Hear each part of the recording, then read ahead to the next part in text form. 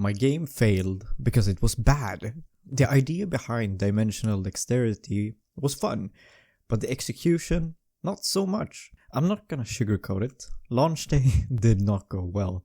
But instead of dwelling in failure, I want to focus on what I learned from my experience and how those lessons will shape the next project. Think of it like Niki Lauda's early F1 career. In 1971, Niki Lauda made his F1 debut with an underperforming team. The car was slow, unreliable, and far from competitive. To even get there, Lauda went into significant debt, showing an incredible determination just to make it to the grid. Despite his effort, those early seasons were filled with disappointment, with little to show for all his hard work. But did Lauda let that rocky start define his career?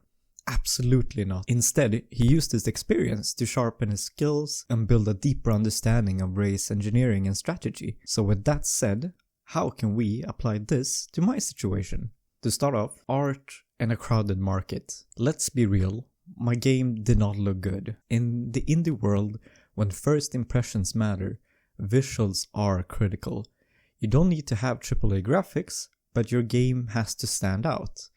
When people scroll through Steam and watch trailers, they are bombarded with stunning games like Celeste, Hollow Knight or Ori. These games don't just look polished, they tell a story through their art and immediately grab your attention. Meanwhile, my game, it looked like someone slapped together for a high school project. Functional, yes. Appealing, not so much.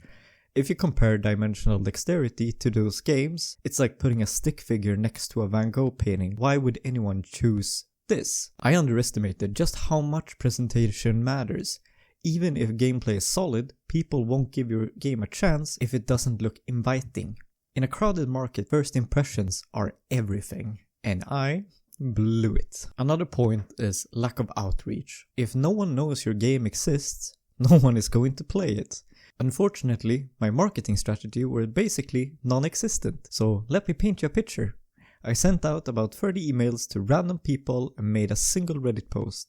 That was the entirety of my outreach. Unsurprisingly, it didn't work. Oh, and about that Reddit post, I got temporarily banned from r/gaming for self-promotion. That was totally my fault. I didn't bother reading the rules. Lesson learned, always check guidelines before posting in communities. Here's the truth. I had no idea how to market a game, approach content creators, or generate buzz. The indie game market is brutal. I learned that the hard way that marketing is just as important as making the game itself, because it is making the game. Another slightly smaller part was the game didn't have any localization. I didn't localize the game at all, which instantly excludes a huge number of potential players. Some countries barely speak English, and without localization, my game wasn't even an option for them. And here's the kicker, my game barely has any words in it, so the Steam page probably had more text than the entire game. Not localizing was just a huge missed opportunity. I did though correct this mistake later, but I mean,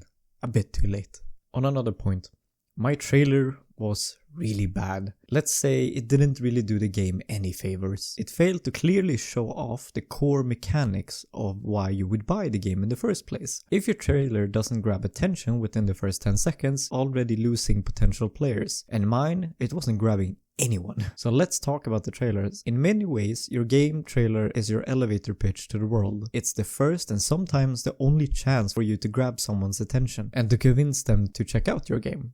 But mine didn't grab anything, except maybe the skip button. The biggest problem was that I failed to clearly communicate what the game was about. The mechanics, the unique hook, none of it really came through. When someone watches my trailer, they should immediately understand what makes the game fun. My trailer didn't do that. It was vague, messy, and confusing. Let's put it this way. Imagine you're watching a trailer for a movie, and by the end of it, you still have no idea what the movie is about. Are you going to buy a ticket? Of course not. And that is exactly what happened to my game. Watching the trailer, didn't get it, and moved on to something else. Another issue was pacing. A good trailer keeps you engaged for the first second. It should hook the viewers right away, build excitement, and leave them wanting more.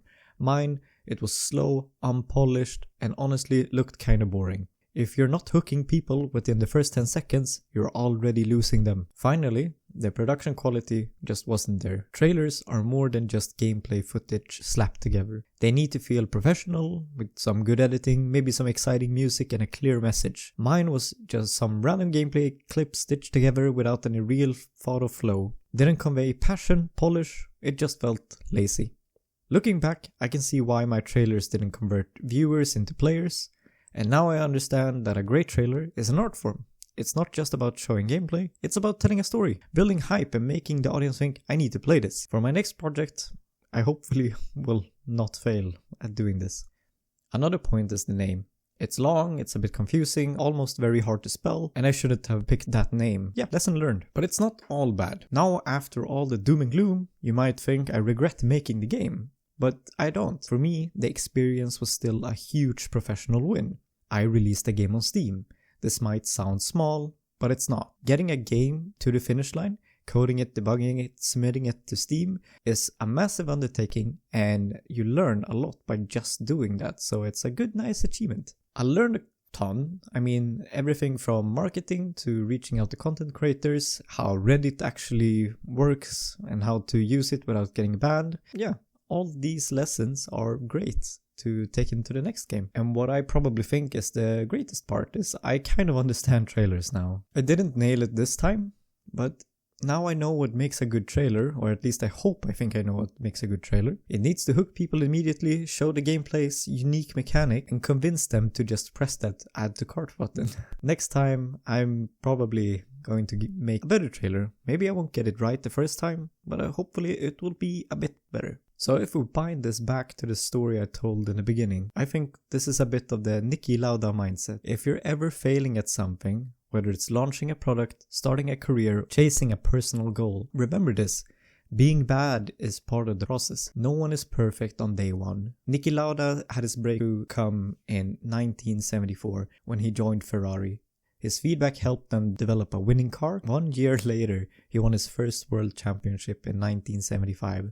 So let's take a page out of Niki's book. With hard work, perseverance, and willingness to learn from a failure can push you through to the other side. So if you want to help my next game fail spectacularly with a bigger budget, then you can find this game in the link below. Have a great day.